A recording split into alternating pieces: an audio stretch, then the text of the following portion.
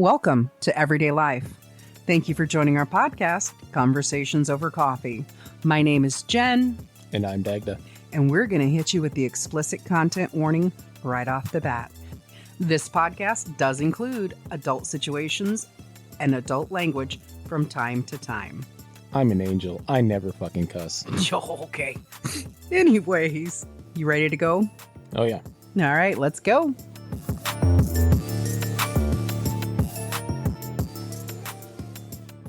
Fucking hit that button whenever you want. Fuck me. I'm always entertaining myself. Uh-huh. Okay, no, seriously, my inner child, she's a demon. Let me tell you why. So, told you my partner worked late last night, right? Mm-hmm. Which is fine. But then what happens is that it delays dinner. So you got to cram everything into a short amount of time. And I have to lay down at a certain time just to decompress my thoughts so my brain unwinds. So I finally fall asleep, right? Mm-hmm. So go to bed last night and said, did you make your side of the bed? Because, we sleep underneath separate blankets because of he's too warm or 100 different reasons why. Reasons, yeah. Yeah, reasons, accept them. And this motherfucker says to me, he goes, I said, do you need anything before I go to bed? And he goes, don't lay on my blanket. I was like, did you make your side of the bed? I think so. Well, then it shouldn't be a problem. Well, okay, well, just don't lay on it. Okay. It's like, anything else? Do you need anything at all before I go to bed? Because once I go lay down, I'm not getting up for at least 4 hours. Anything else? He proceeds to say, do not lay in the middle of the bed. I laughed and I went, ha. I have zero control over that. So I sleep where I sleep and you can just deal with it. Go into the bedroom and we have that partition, right? Mm-hmm. Go into the bedroom and my inner child starts singing Bobby Brown.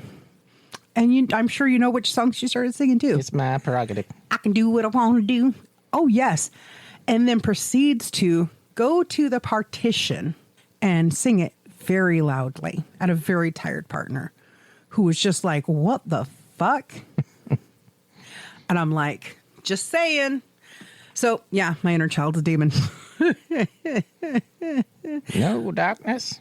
Darkness, why? Although I do like that song that's done by, the band's called The Darkness. I Believe in a Thing Called Love. I really like that song. Mm. I believe in a thing called love. I used to have a t-shirt that was a Darkness t-shirt. For that same band? Nope. But a lot of people, it was a comic book, one of my favorite comic books. You don't sound bitter about it being canceled at all. I mean, it was an Image comic, and we talked about that before, how, that all got fuckered up. Yeah, because, oftentimes artists aren't the best at time management and whatnot, so they suck at meeting deadlines unless they have somebody writing roughshod on them. Mm-hmm. And so, anyway, it was a pretty cool comic about this dude who was raised to be a hitman, mm-hmm. and then he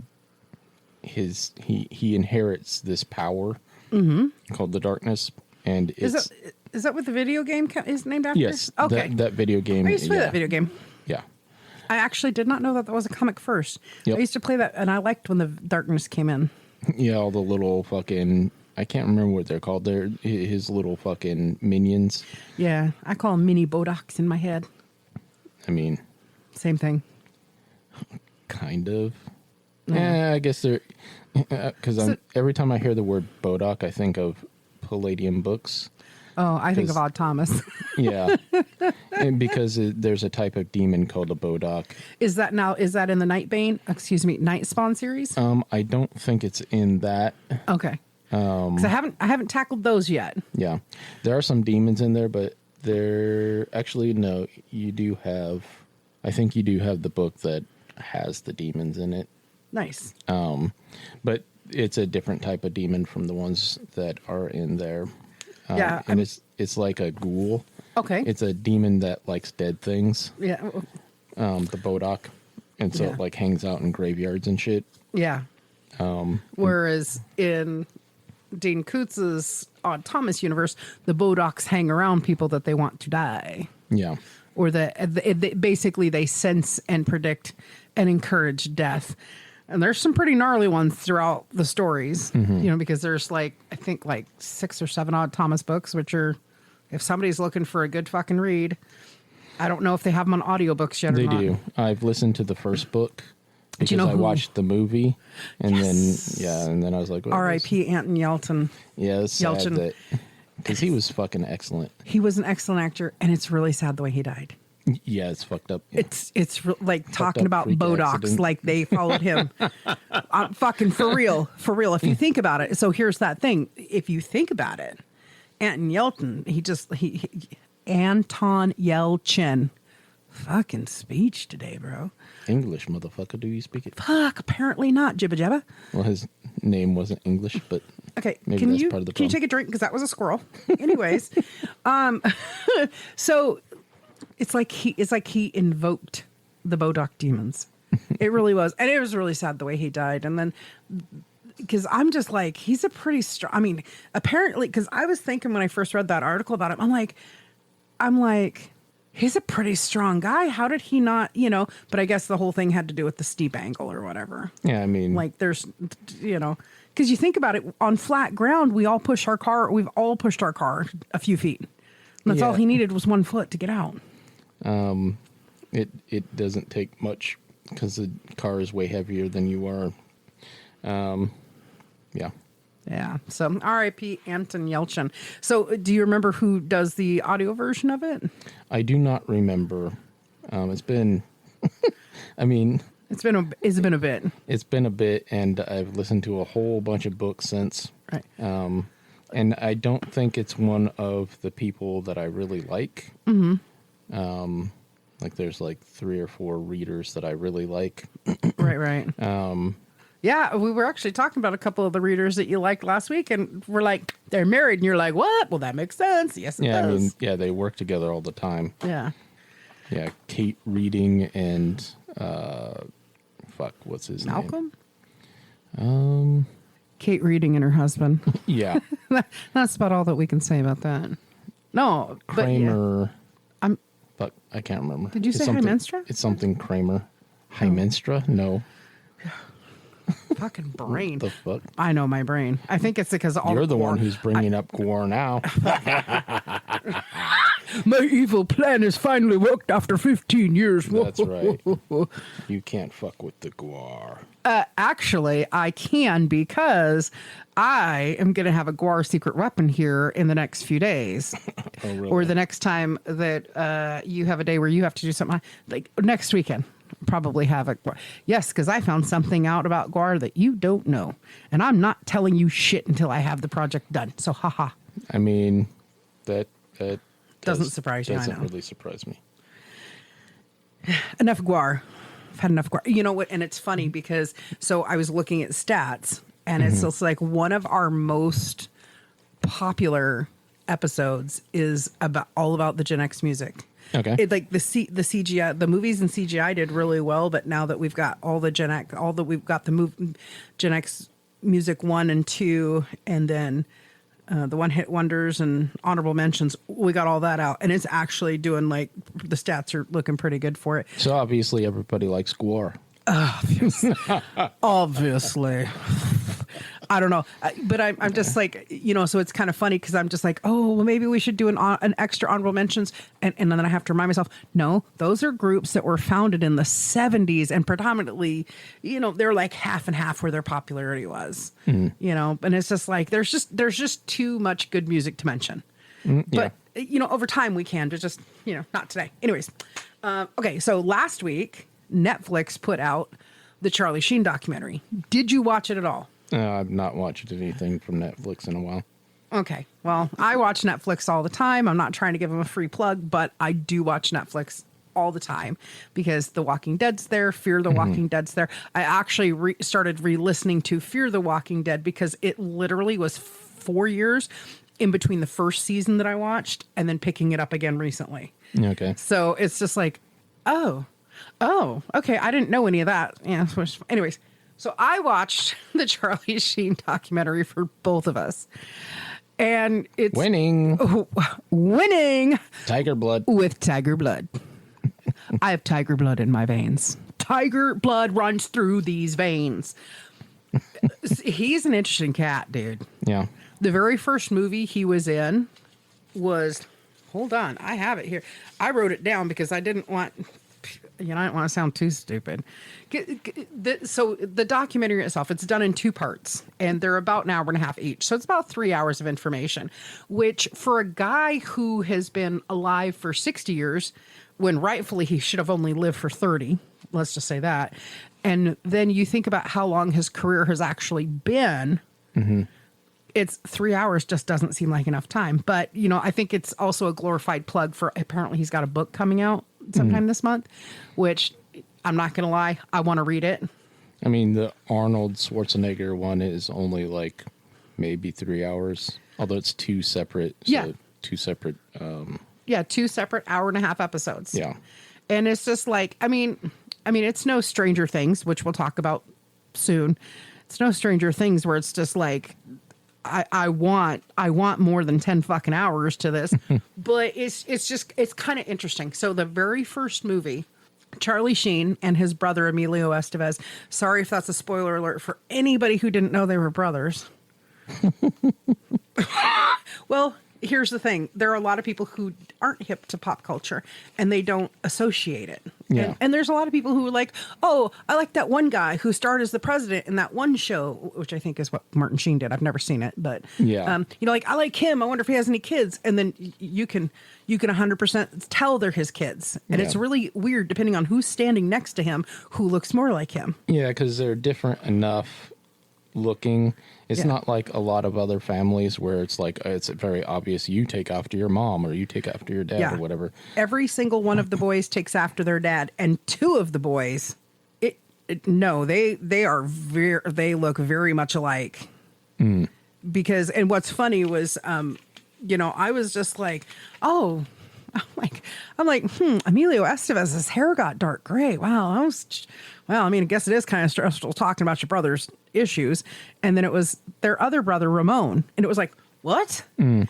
Yeah, I've never seen any of them except for Charlie and Emilio. So, obviously their dad. But yeah, you can Google Ramon Estevez, and it's so crazy. Him and Emilio look so much alike. And it really fucked with my mind because I'd actually just seen a I love pop culture to a degree, like sometimes I'll study it and at other times I'm just like, I don't give no fucks about that. Right. Yeah. But I had just seen Emilio Estevez in a documentary done by Andrew McCarthy called Brat. And it was all about everybody who was roped into and labeled into the Brat Pack from the 80s. Nice. St. Elmo's Fire, The Breakfast Club, all those actors, which was like Emilio Estevez, Demi Moore, Judd Nelson, Andrew McCarthy, Anthony Michael Hall, Molly Ringwald, all those guys. Yeah. And I think even Robert Downey Jr. kind of got pulled a little bit in there. Jamie Gertz a little bit. But anyways, so I'd just seen it. So I was like really surprised when I see this guy on Charlie's documentary that at first, at passing glance, because I try to multitask when I can, even though there's no such thing as true multitasking. I try to rotate through what I'm doing as much as I can. Yeah. And it just caught me out of the corner of my eye. I'm like, what the fuck? So anyways. Idiots. Yeah. Well, one of my childhood crushes. So, of course, I'm just like, because I always thought Emilio Estevez was a better looking. I loved him as the jock in Breakfast Club, which I didn't get to see the Breakfast Club until I was in my 20s. I just remember seeing the commercials and seeing his funky little dance with Ali Sheedy. And I'm just like, oh, he's so cute because he's not very tall and he's kind of blonde. And anyways. It's kind of funny that they chose him to be the jock. Well, it kind of makes perfect sense because he plays a jock in the sense of a wrestler, which wrestlers. Oh, he was a wrestler? He was a wrestler. Okay. That's why he ended up getting that because typically, in my mind at least, typically when I hear the word jock, most of the time I think of football and basketball players. Right. And I was thinking maybe he was a baseball player, but a wrestler also makes sense because they have all sizes. Yeah. To me, obviously all of those things are jocks, but most of the time when people are referring to jocks, they're referring to football players and basketball players especially. I think for me, I think the minute somebody is just like, oh, there's a bunch of jocks, I instantly go basketball first. and then football. So I'm kind of the reverse on that. And that's just because in high school, I was the statistician for JV basketball for a couple of years. And then, of course, like for 2 years. And then, of course, I was the statistician for cross country for like 2 years or something like that. Yeah. Because, anyways, so Charlie, I think it's an entertaining watch. Because anybody who fangirled over him growing up. Oh, yes, girlfriend. Anyway.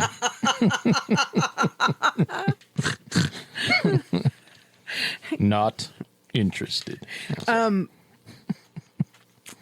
There was a lot of guys who wanted to be him, though. He was in the movie Major League, and a lot of guys are like, "Oh yeah, I totally want to be him." He was the Wild thing. He was the football star in Lucas. Oh, I totally want to be him. He was in Hot Shots Part 1 and Part 2, where he was getting all the hot girls. So he was in all these different movies where he was always getting the hot girls. I mean, he's a good-looking dude, so yes.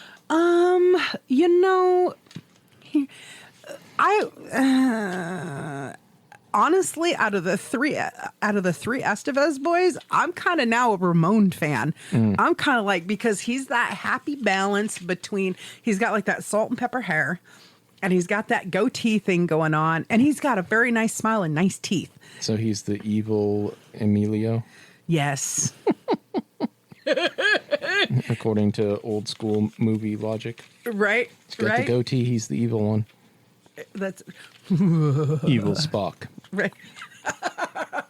So I watched this documentary, and it goes all the way from his birth to adulthood. But what's really funny is when he talks about his birth, like, he is so nonchalant about it. He's like, "Oh, I was born dead, right?"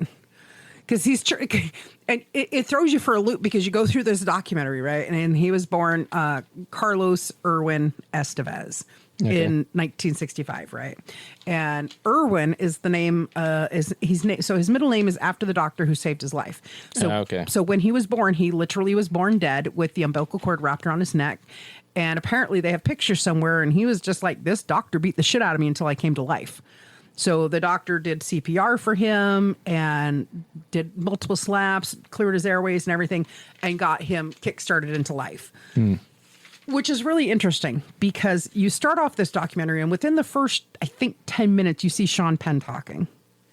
I had no idea that Sean Penn actually grew up near them and was kind of friends with the older brother. So they all kind of had their own little friends clique, And so it was really neat, because you get the nostalgia of Sean Penn, who does not shy away from the fact that he's had drug issues in the past. Okay. He's like, everybody's got their own struggle, and he goes, but like Sean Penn, his voice is super gravelly now. Like, it's so crazy, because it's like, you can tell he's been smoking way too long. Right. So he starts out and he's talking, and he's just like, the greatest thing about this is Charlie's telling the story, and he'll tell you anything you want to know. And I mean, anything. And he's very blunt, which is kind of, we've seen this press of Charlie Sheen, like, literally our whole lives. Yeah. Literally our whole lives. He's been this megastar. He's known for the movies and the hot girls and the fast cars and winning. And I'm sorry. Winning. Tiger blood. Like, I have never in my life seen the interview, but they showed a clip of him in that interview, and it was just like, you could absolutely 100% see, if you've never seen anybody on drugs before, there is no doubt in your mind when you see that clip, go, "What's wrong with this dude? Is he on fucking drugs or something?" Jesus Christ. Yeah. But he's like like, that whole thing came about because he got fired, and he was being vengeful. And he went out and did 20 different, I think it was 20 different speaking tours. That was an absolute, like, he was obligated to do it. He's like, nobody was there to tap me on the shoulder and say, "This probably isn't a good idea." He goes, "It should have never happened." And basically the entire time, he goes, he talks, he's on his... he's balling his 7-gram rocks of coke, and he's winning. And the entire time, everybody's just like, "You're just a piece of shit." By the time it got to the end of the tour, there was more empty seats than full seats. Yeah, he was very oblivious to what was going on. So Anyways, so you go to the beginning. He's born. He was born dead. They slap him back to life, right? Because there's a really interesting thing where, like, so he basically died in the birth canal and was brought back to life. Yeah. So, I mean, just people are going like, I don't want anybody out there, because we have a couple of younger listeners. They're over 21, but they are younger. I don't want any of them to be confused and think, is that woman thinking there was like zombie babies? Is Charlie Zeno? That's the last thing I would want is a hashtag Charlie Sheen was a zombie baby going around, although it'd be fucking epic. I'm just saying. Jen said it first, just saying. So they lived in New York, and then they moved to Malibu. Back when Malibu was just like our neighborhood is. Yeah.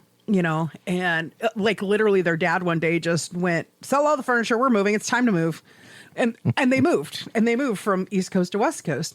So the very first movie, there was two movies that are uncredited, but they're actually the first movies Charlie Sheen was in, and he played extras in, and so did his brother Emilio, and I'm sure his brother Ramon did too, but at least those two boys were in it, and that was something that his dad did in the 70s called Badlands. Never seen it. Okay. So I have no idea. But, and now I want to watch this other movie again, because I'm like, oh, I really like that movie, even though I cried a lot during it. And that's Apocalypse Now. Apparently he's in Apocalypse Now too. The horror. The horror. Fear and moral terror must be your friends. If they are not, they're enemies. Somebody else likes a little bit of Apocalypse Now too, huh? Or you just like Brando? I like Brando. I've only seen that movie once also. Go fuck off. I just eidetic memory. I just remember that line because it's actually pretty correct. They must be your friends, or else they are your enemies. That is correct. Yeah, I thought it was a good movie because you just whoosh, right.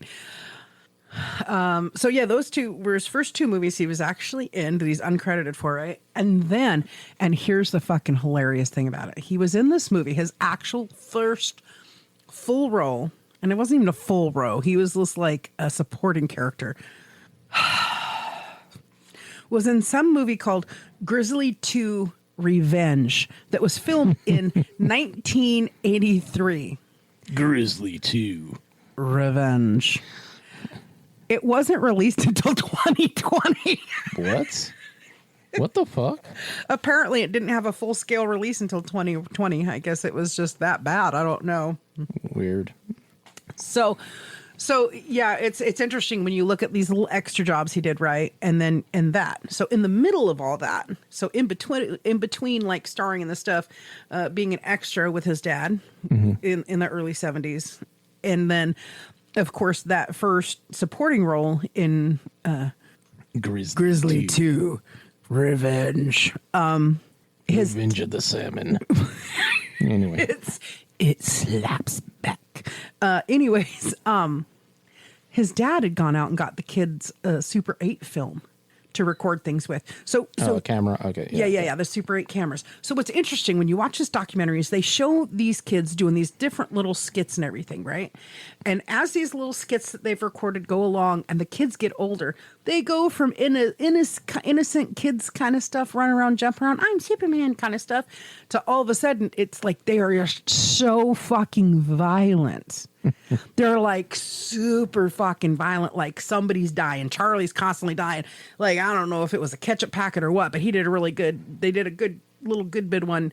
Somebody did bang and gets shot, and then he goes, oh, and he smashes something into there. Like, he like makes it look like blood squirts from his face. But it's like obviously like ketchup or paint or even maybe a tomato. I don't fucking know. I can't tell because it's so grainy. But anyways, And what they figured out, what the kids all figured out, is they were constantly, since they were little, emulating their dad. Every movie, and then they figured out further, like almost every movie their dad was ever in, their dad got killed in.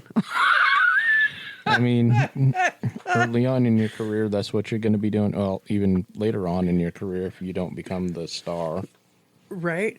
So what's really cool about it is, so he's done movies with his dad. They try to. Some people are just not as smart as they should be because he's done more than 2 movies with his dad. Did you know he did a TV show with his dad? He did a TV show and his dad came in as a guest star and then joined for the rest of the entirety of the show. Okay. I had no idea about it either. Yeah. Yeah, the only show that I remember Charlie being in was that 2.5 Men show. That's Yeah. the only one I remember. So after he got fired from 2.5 Men and he finished a speaking tour in 2011, that was all over. Apparently from 2012 to 2014, he starred in a TV show based after the movie called Anger Management. Okay. And I had no idea, because this is during the time where I had absolutely, like, literally the only thing I had was like Netflix. Yeah.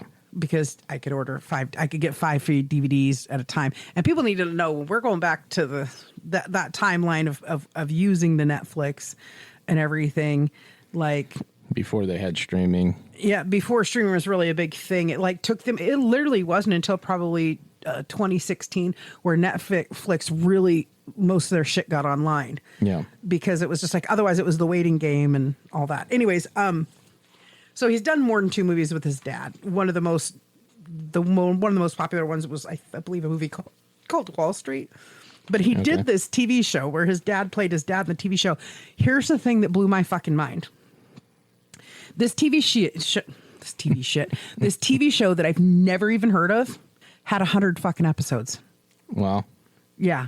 Anger Management, Charlie Sheen, featuring Martin Sheen and Selma Blair, was apparently a show that was on FX from 2012 to 2014. Yeah, so it's funny. Wait, 100 episodes in 2 years? Well, technically. I mean, that's what it says. It's got 100 episodes listed.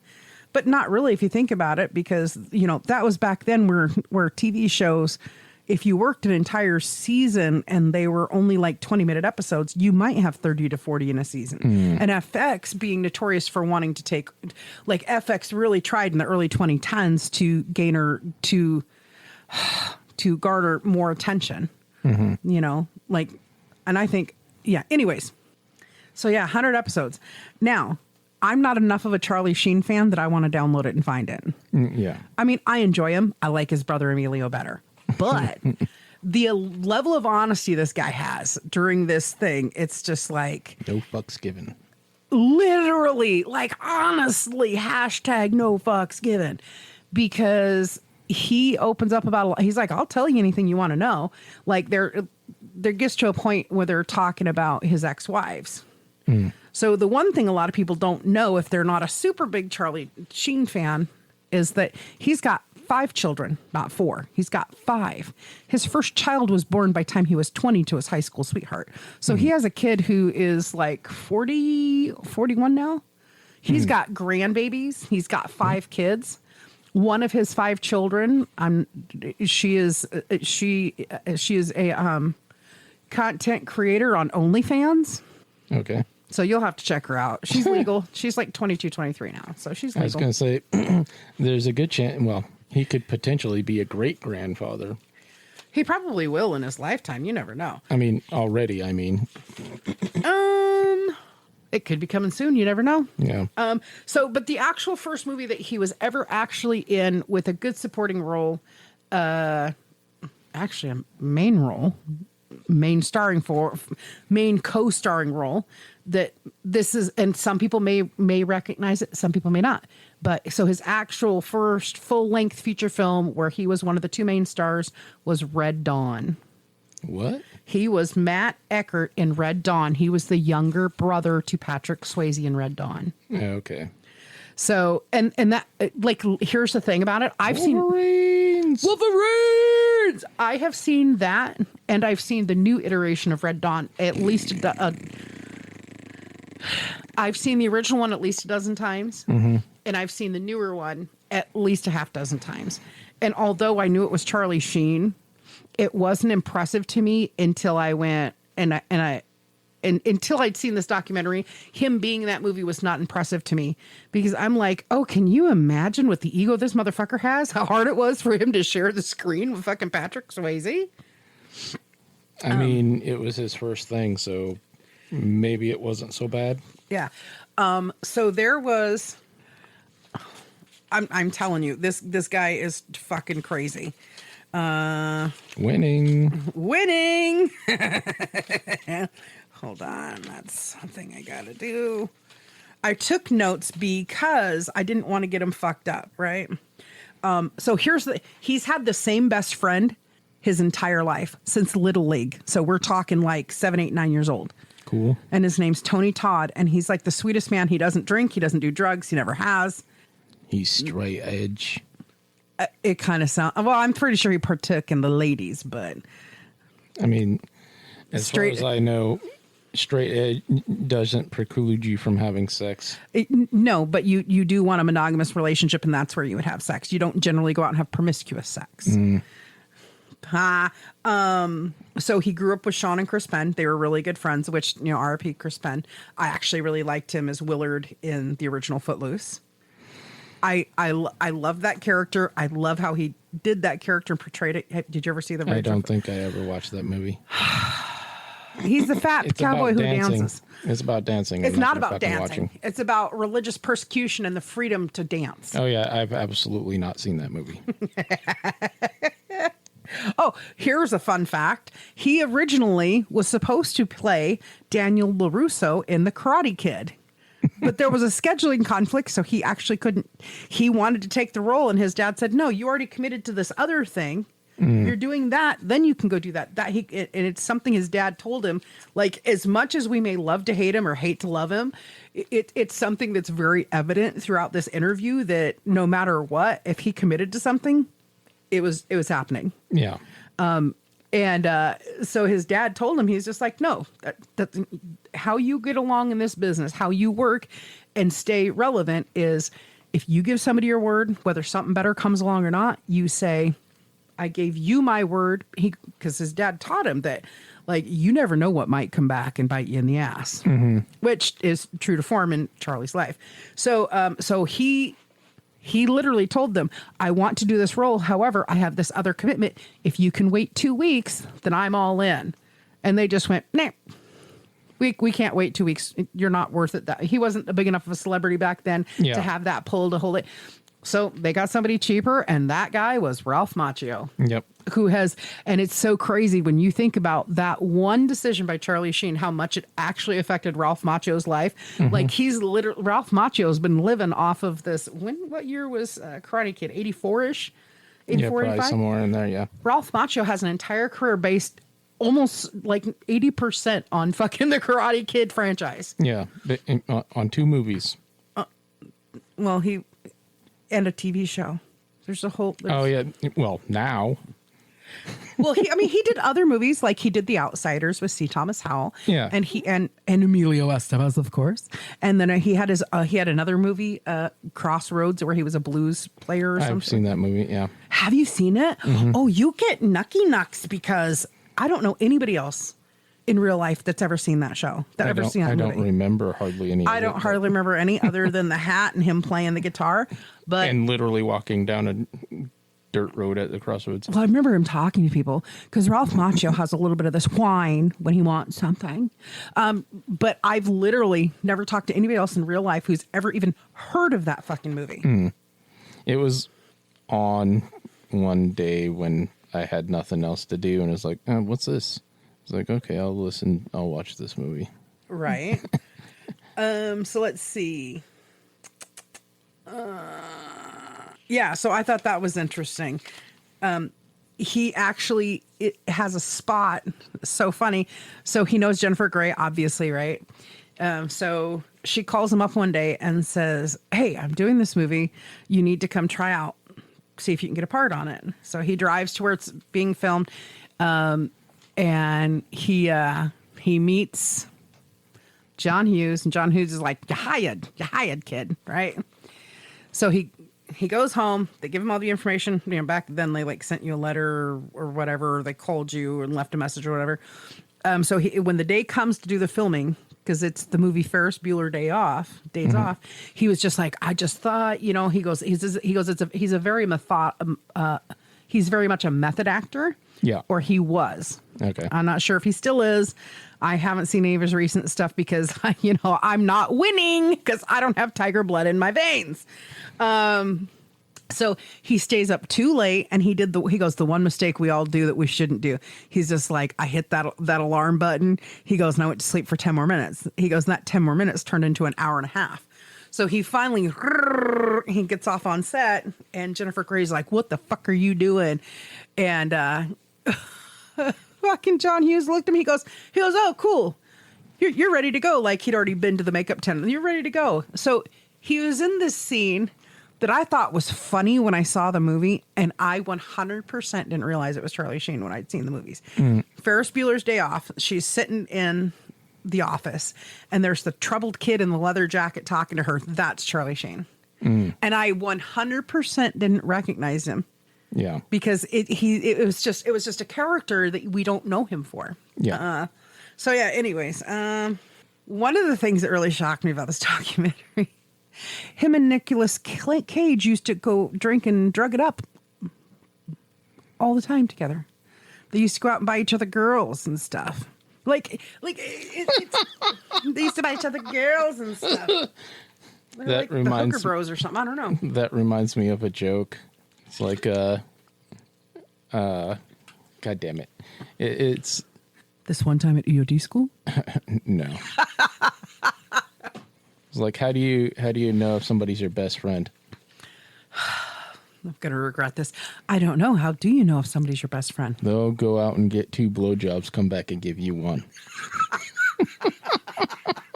That's got to be a military joke. No, You had to learn that in the military. No, I learned that before. I think I learned that in high school. Oh my God. Yeah. Wretched. Anyways, really honestly, it's an interesting watch because he talks about, let me tell you what, you know how much his daddy loves him? So him and his ex-wife, Brooke Mueller, had this, what the fuck they call it? Like a DV, a domestic violence situation. They had an issue occur and he pled no contest to it, even though she wanted to drop the charges, whatever. So it's a little bit confusing to watch the documentary because he flips back and forth with his memories. Like, oh yeah, he'll be talking and then squirrel this one time and then squirrel back to that. And it kind of goes back and forth. So he'd had drug overdoses, and there was one drug overdose where his dad went to the hospital and they get the call. They got Charlie. He'd OD'd and everything. Well, his dad loves him so much. His dad called the probation officer and said, just so you know, Charlie's in the hospital for ODing. So he violated his parole because he ain't supposed to use no drugs. So that's how he ended up doing jail time. I'm like, your daddy loves you enough to rat your ass out. I mean, he's trying to fucking save your life. Yeah, right. It's so crazy because he talks about, I mean, he just rats every motherfucker out in this thing. Like people that I've always looked at as so innocent. Like Nick Cage, I don't think he's innocent, but I always just looked at Nick Cage as like a big, Elvis nerd and like fucking kind of quirky, Elvis, Superman, comic book nerd. And then, you hear these stories and you're like, what? Like, honestly, you wonder why these people that are in their 60s now look like they're in their 70s and their 80s. I'm like, Jesus Christ, it's insane. And so one of the stories he tells is how he got introduced to crack cocaine. Cocaine's a wonderful drug. Winning! Christ. So this is kind of a what? Because the way he says it, so you have to watch the documentary because I'm not going to do it justice. But he's talking about how him and C. Thomas Howell used to see the same girl. You know what I'm saying? Okay. And one night, and her name was Sandy. And one night, Sandy calls Charlie in a panic. She's not making a whole lot of sense other than come get her, help. So Charlie, number one, God bless America. Number one, Charlie's always packing heat, or he was, while he legally could. Charlie has always, at least up until recent years, he always was carrying a firearm. Okay. He always had a firearm with him. So he goes over to this place where Sandy's at to get her, and there's this brute there. There's this guy there, and he's just like, no, she fucking owes me money. And Charlie was just like, I could see which way this was going, so he went down to the car, got his firearm, and came back, and he was just like, yeah, she's leaving with me. He takes her back to his condo, and everybody goes to sleep, everybody goes to bed, whatever, life is good. And then the next day he's talking to her and she's like talking about how she needs a fix. And he's just like, okay, do whatever you got to do, whatever. And so she's smoking on some crack cocaine. And he's just like, what you got there? Like, basically, he asks her about it. And she's just like, oh, might not be for you. He says, the minute. He goes, I was hooked. It opened up a whole new world. So, and sadly, this Sandy gal passed away a couple of years later or whatever. Like, I think she was 30 years old when she passed away, or 40. Like, pretty fucking young, if you ask me. I mean, obviously, life is too short as it is, right? Yeah. So the chick that him and C. Thomas Howell used to see inexclusively. I mean, talk about past the Dochi on the left-hand side. I'm sorry, past the Dutchie. It's puff, puff, pass. Well, it's more like they went puff, pass, puff, give. Anyways. That's what it was. It's puff, puff, give. No, it's puff, pass. Smoky? And it's stroke, breathe. I was referring to Friday. Oh, sorry. I was referring to something that Key and Peele did. Sorry, my bad. Anyways, so it just blew my mind.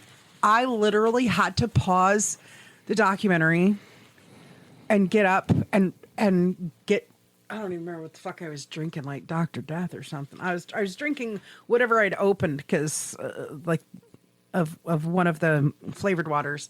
Anyways, and I was just like, one of my childhood crushes, C. Thomas Howell. The innocent pony boy. Yeah, I guess that makes sense because he did let himself get painted brown for Soul Man. Okay. Did you ever see that one with C. Thomas Howell? No. I'm a soul man. Yeah, Soul Man movie, kid, college.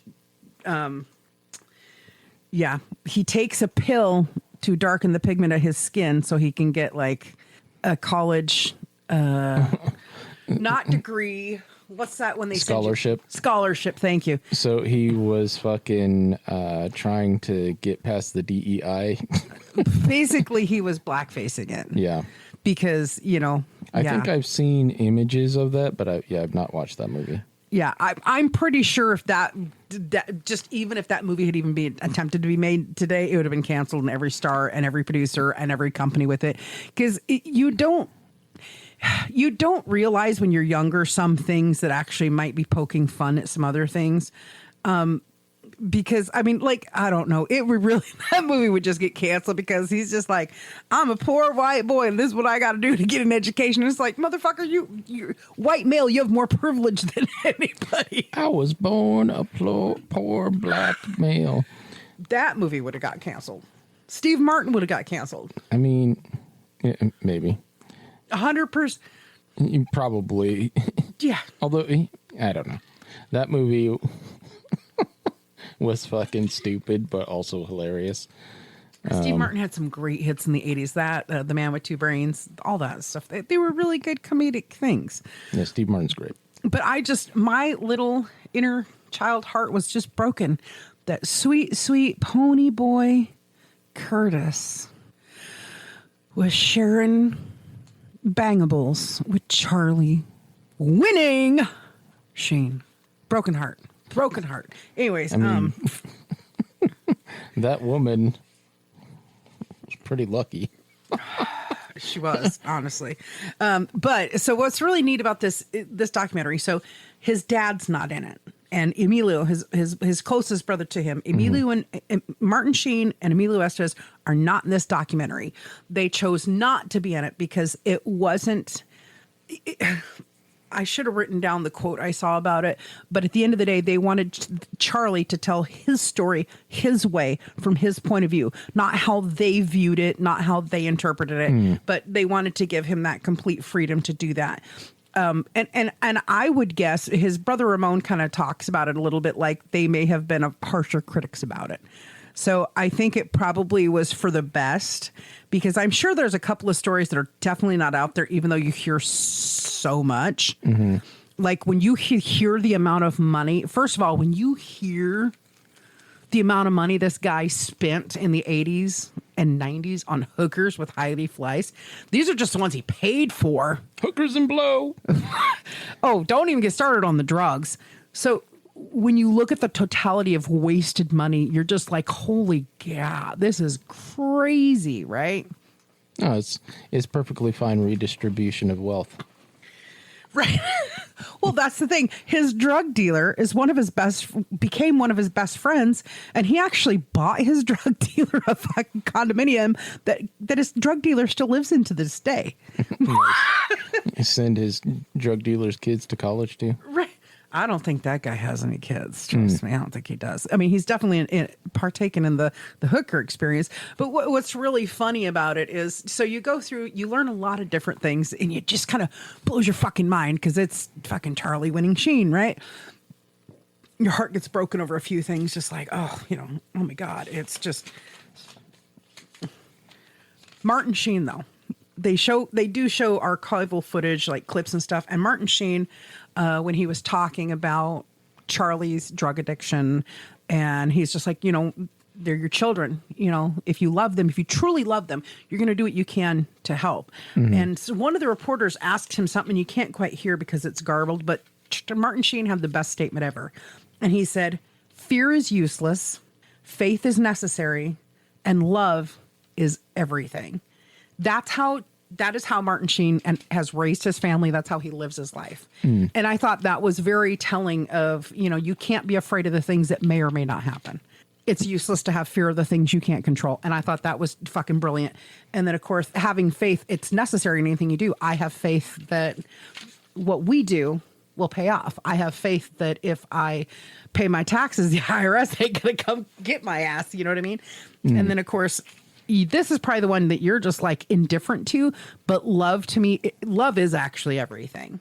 It makes the biggest difference, I think, in the world, whether it's loving your siblings, loving your family, loving your friends, loving your second, whatever it is, loving your video games, loving your audibles, loving your pen and paper role play games, whatever it is.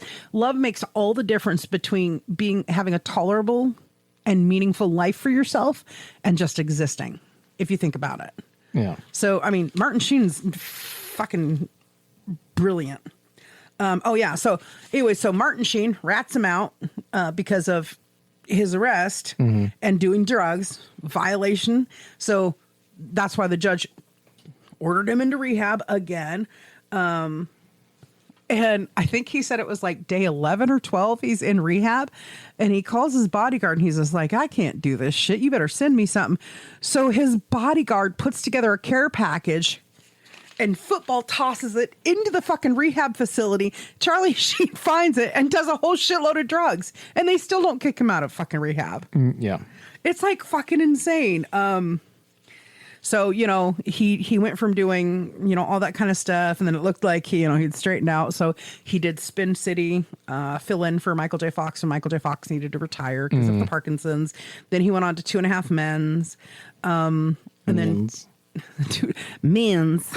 And then Men's. So, right, one of the biggest contributors in this documentary, besides Charlie Sheen, is his co-star from 2.5 Men, John Cryer. Oh, really? Yes. Interesting. Yes. And I will tell you what, Ducky has grown the fuck up. He is so honest and so fair. He doesn't pull any, like, everybody that had anything to do with any part of his story were given the option if they wanted to speak their piece about it, if they wouldn't mind. Many people declined because people were like, I don't want to be a part of that. I don't want nothing to do with it. Especially for like the reason that Charlie Sheen says about his dad and Emilio is not just because they wanted him to tell his story from how he saw it, so there would be no disruption, because you can be influenced by your parents. You can be influenced by your siblings or whomever you're closest to. You can be influenced by them. So, but he was also like, it also brings up a lot of bad, shitty ass memories. So many times I should have died, and I didn't. And all the stupid fucking mistakes I did, I have to live with it. They don't, but they get dragged into it by proxy, right? Yeah.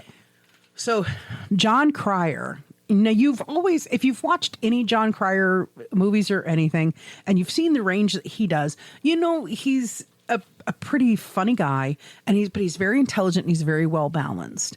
And he is so fucking blunt about why he got fired from 2.5 Men and how difficult it was. As much as Charlie was like super brilliant and everything, the addictions just drove problem after problem. I mean, and he's just like, but the guy is fucking brilliant. His timing is amazing.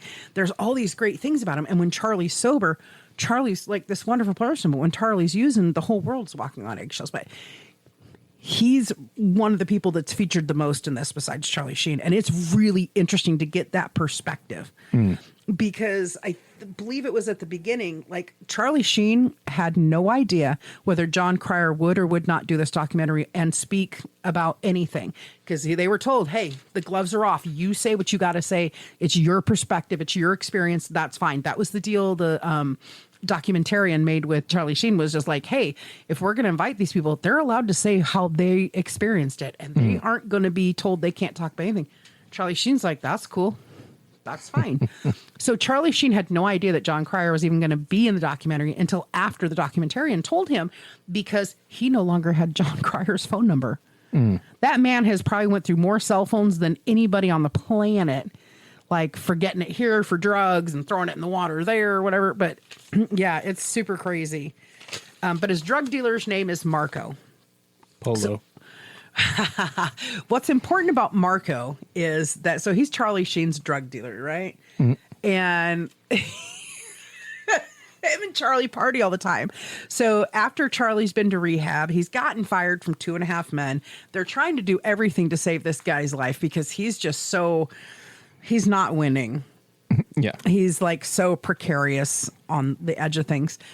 So the drug counselor calls up his drug dealer and says, listen, I don't want him to die. Do you? The drug dealer's like, fuck no. I mean, like, he's one of my best friends. Of course I don't. Which I thought was interesting because he didn't sit there and say, he's one of my best customers, because he probably wasn't at the time. Yeah. Honestly, because, you know, you can't go from banging 7-ball crack rocks or whatever. You can't, you've got to mix it up. It's not all the same thing. So what his drug dealer did, because his drug dealer also manufactured his drugs, was he started using less and less crack cocaine in it. So it looked the same, but it was basically what they were calling like more like a dud, more blah.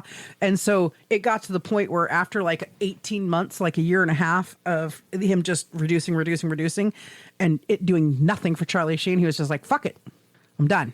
Just fucking done. So it's just basically weaned him off of it. Yeah, I'm wasting time, I'm wasting money, I'm fucking done, right? But then he's still drinking. And what got him sober was his oldest daughter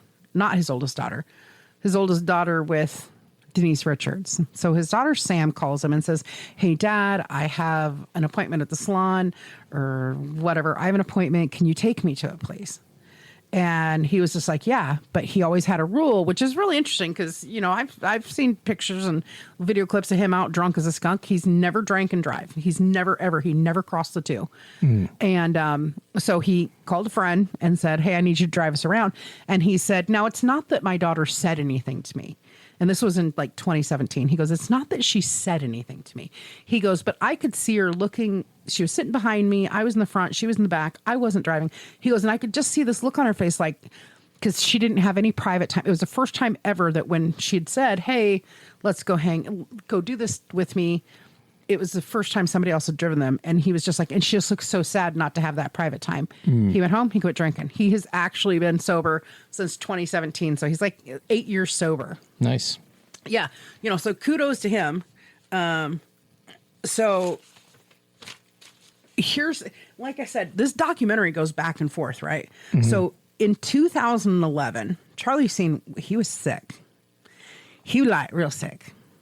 And Denise Richards, so although they're divorced, she's still had a huge hand in his life, right? You know, not just being the mother of 2 of his children and obviously taking care of 2 of his other children, while him and his other ex-wife, Brooke Mueller, were going through their drug struggles at the worst of it because Denise Richards raised his twin boys for a year. All right. Okay. So Denise Richards said, no, there's something really wrong with you. And he's just like, oh, it's just the crap. And no, it's not. Let's go.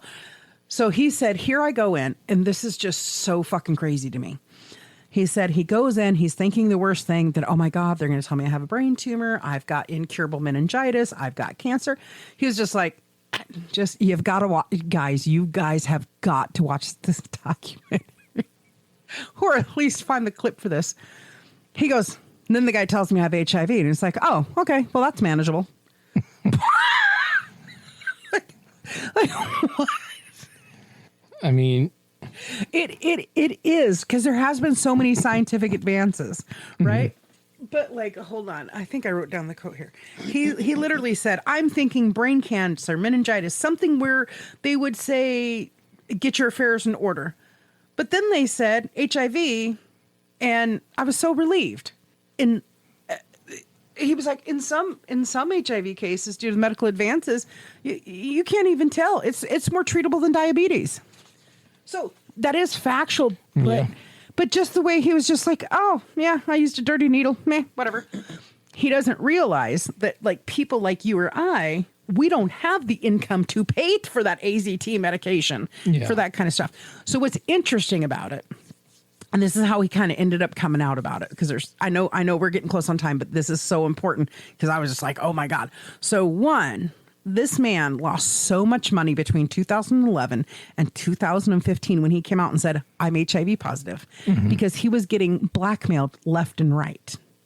Now, you have people who were blackmailing him going, because he's like, the medicine's in my drawer. People were going in to, they were at the house for a visit or whatever. He was just like, and they're going taking pictures of my medicine cabinet, my medicine drawer, whatever. And there's only one thing all these meds are used for. He paid a ton of blackmail money. The least expensive one was $500,000. Jesus. $500,000 to shut them the fuck up and not share the photos, right? He said that there were other cases that were, one of the most expensive one was $1.4 million and then some. Wow. So like literally he had to come out for his own financial sake. If you start doing the math, there was at least seven people who were keeping this information hidden. That's at least $5 million or better over the course of 4 years. And he's already having to pay for hookers. What the fuck's he thinking? And blow, right?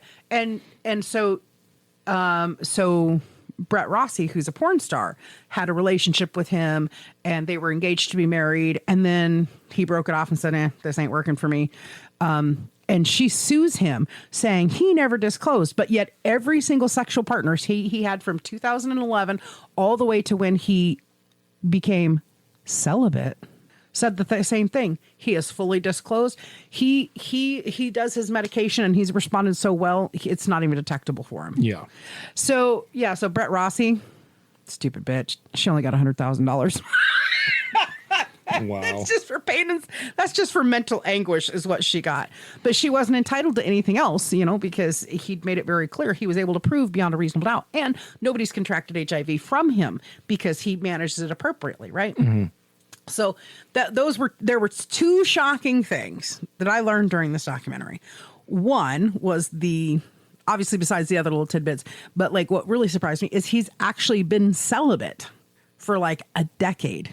Wow. He basically, when they asked him about how long he's been celibate, he basically has been celibate since, by his own choice, since shortly after his interview where he said, winning. I've got HIV. Yeah. Winning. So there's that. Now, the other big thing that's going to come out in his book, right? Because he's got this book coming out too, and it's not called Winning. I don't. It's called Tiger Blood. Tiger Knee. So Charlie Sheen's a very sexual person, but only because of the drugs. The only times he really wanted to be fucking was the drugs. It really drove his sexual habits because it intensified his sexual drive. Yeah. Right. He goes, when I'm not doing drugs, I don't really, I'm like average. He goes, but the minute I'm doing drugs, it's like, go for it. I'm hornier than a two-peckered goat. So what my grandfather would always say. So here's the thing. So he was just like, I'd looked at sex as a menu. And he goes, and I'd kind of done everything because like, this is him coming out and saying stuff. Right. Mm-hmm. And he goes, I kind of got a little bored. And he goes, and because of the drugs, and I was, he goes, I looked on the other side of the menu because what's coming out now, and I guess it's one of the reasons why it's a big thing, is people are coming out going, you've had sex with me and I'm a dude. So I loved his philosophy on it. I don't think I wrote it down. But he fully admits to trying. He pulled the Prince. He tried the other side of the menu, and this is what he said. He will make no apologies, nor has any regrets of any sexual escapades he had with women and men. And because they were all consenting they were all consenting adults as it happened. And at the end, it doesn't fucking matter who he fucks. Yep. That's consenting adult, right? Yep. So yeah, he's been 8 years sober. So since 2017. So his kids really are his catalyst for full sobriety. And it's probably also for the celibacy as well, because what happened was for a period of time, his daughters came and lived with him. Well, you can't have any hanky-panky around the kids, you know, and the girls moved out, but then his boys moved in. At least one of them's still living with him. So yeah, crazy fucking story. I definitely need to go on to the library and reserve it if they're going to get a copy of it. Yeah. Just because I'm very intrigued by the fact, like, this is the shit they could say on fucking television. What's the shit he's not saying? You know what I mean? I mean, we all, you feel kind of bad after you watch it. You feel kind of bad because we're all sitting there talking about how much he's winning, and how much he's got tiger blood in his veins. You know, you kind of laugh about it, right? But you know, because it's just like it's so ludicrous. It's beyond ridiculous. Yeah. The way he behaved, the money, the copious quantities of money, the copious amount of money he wasted. But he had some really good, I mean, he just does this interview, and what's really funny when he talks about, like, he's just like, yeah, I explored the other side of the menu. He goes, a lot of it was freaky, but most of it was fun.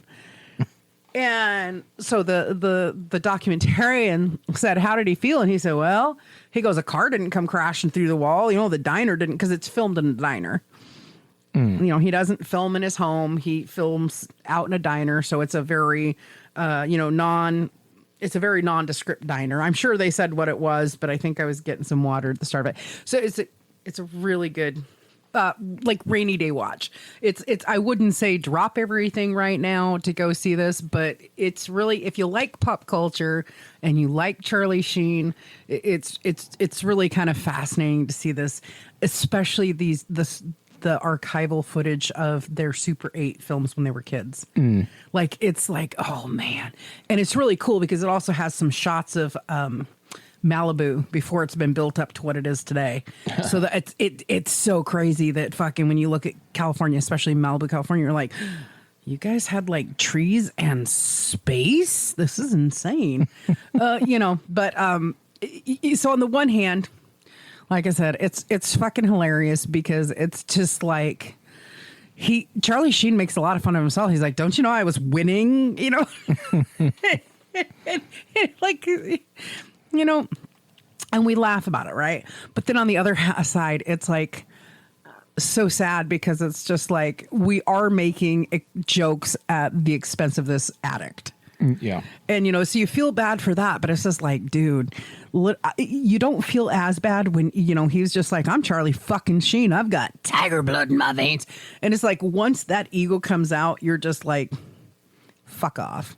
It's gloves off. So you don't feel as bad. But honestly, I know some people who struggle with addiction, and they know who they are.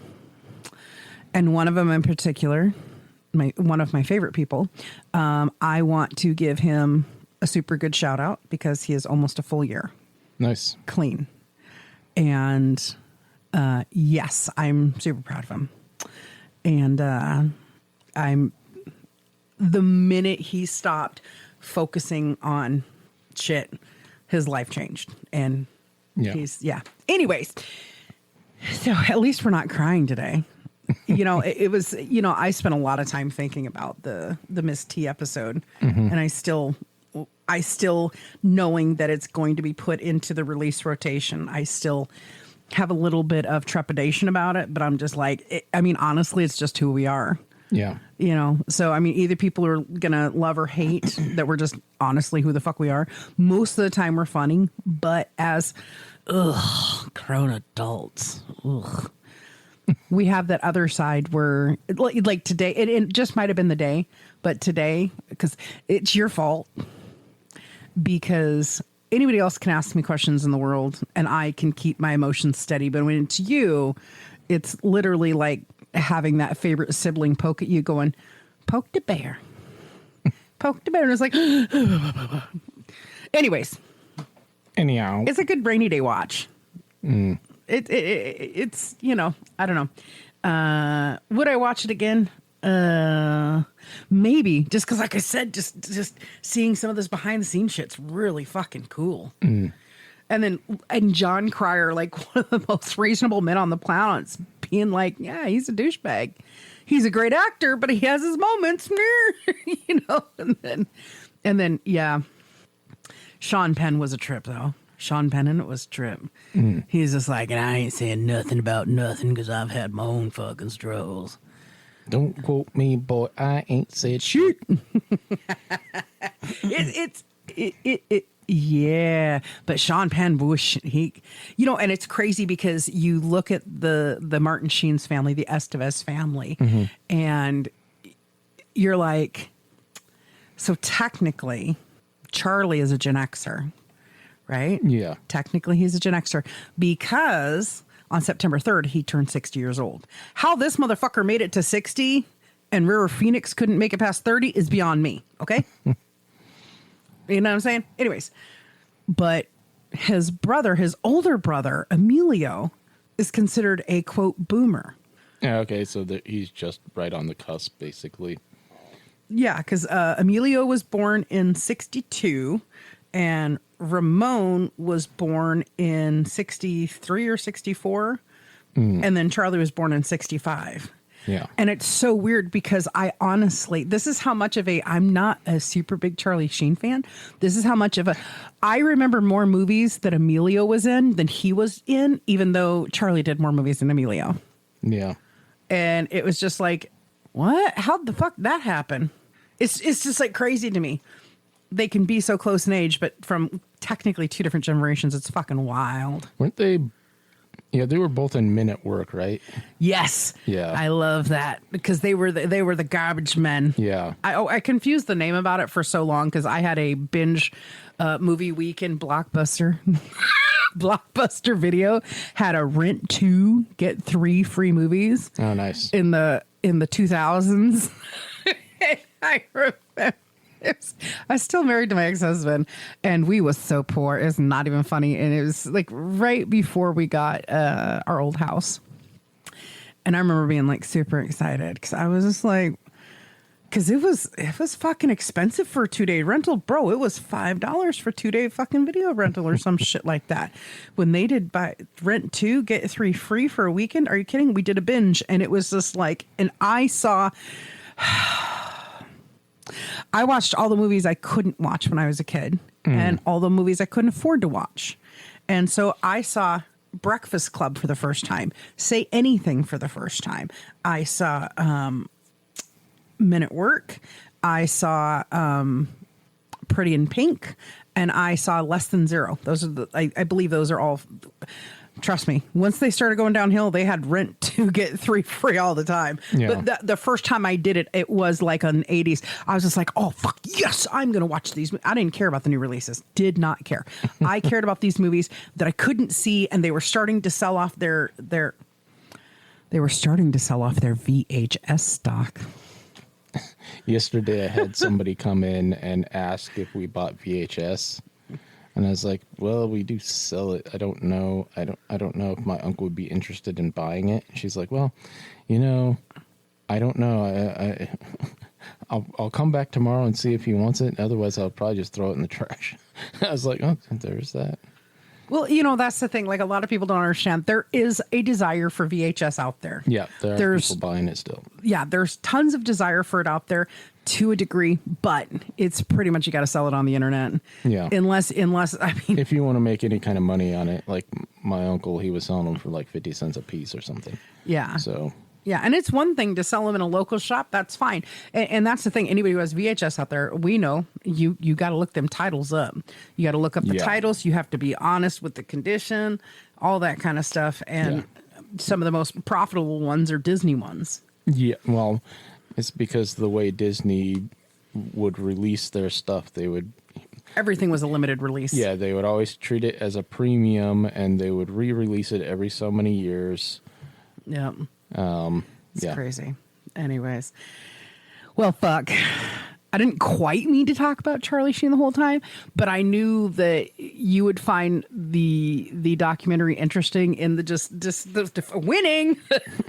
Tiger blood. I knew you would find the documentary interesting because, it just all the different aspects to it. And it's so crazy the amount of times this man should have been dead.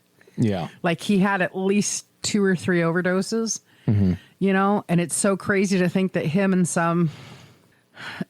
and C. Thomas Howell shared the same pussy. Heartbroken. Like C. Thomas Howell was supposed to be a good boy. He's supposed to be a good boy. And he's not. So crazy. Anyways, so we should probably wrap this one up, huh? Yeah, probably. Yeah. All right, guys. Thanks for joining us. So what's interesting is we're getting closer to that.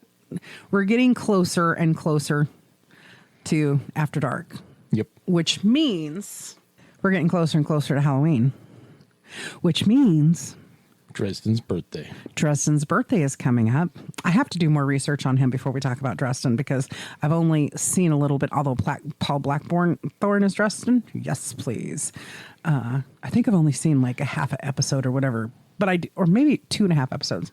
I like that show in spite of the changes that they made in there. Sure. And a bunch of the people that I know that read the books hated the show. Well, one person in particular was fucking furious just watching like the opening scene of the first episode. Right. He was fucking furious immediately because of what happened in the very beginning. No. Oh. And I was like, okay, whatever. Yeah. Sometimes you have to get over it. Because sometimes to sell it, especially if it's something you want to make, there's some changes you got to just concede on. You just have to concede on it. I mean, and it wasn't like they did a gender swap or a race swap or anything, although there was a race swap on one of the characters. Which I didn't actually mind because it wasn't the main character. You didn't like them kinds anyways. If it was a gender or race swap on the main character, I would have a problem. But it's sort of a tertiary character. Right. And the actor that was portraying this other character did a really good job, so I didn't care. Yeah. And also in general, I didn't mind most of the changes that they made. Mm-hmm. There was one big change that most people hated, and that was with Bob. The talking skull. Bob. But that's another story for another time. I know. We're like so long-winded today. Well, this is what happened. So I wanted to see it until I didn't plan on talking about all of it. But, I knew by the time you got to it, they'd probably be like leaving soon. Because they're probably going to be fucking making it like a 2-disc sale special or something in the next 6 months or whatever. They're probably going to sell it as companion for the book. Who knows? Anyways, anybody out there, if you like Charlie Sheen, you should watch it. It definitely dives deep into what the fuck happened to Charlie Sheen. Yeah. And you know what? He still knows he's winning. He is still winning. 100%. I mean, he might have had to sell his expensive house and he rents one now, but he's still winning because we're still watching. And he's still a millionaire. But, yeah. Sure. All right. Until next time, guys. Later. Bye. Okay, everybody. That's all the time we have for today. So I want to thank you for stopping by to enjoy the conversation. We're glad you're here. And please share and share again and share some more. And if you haven't already, subscribe. We'll be having another chat and another cup soon. We'll talk to you then. Look forward to seeing you.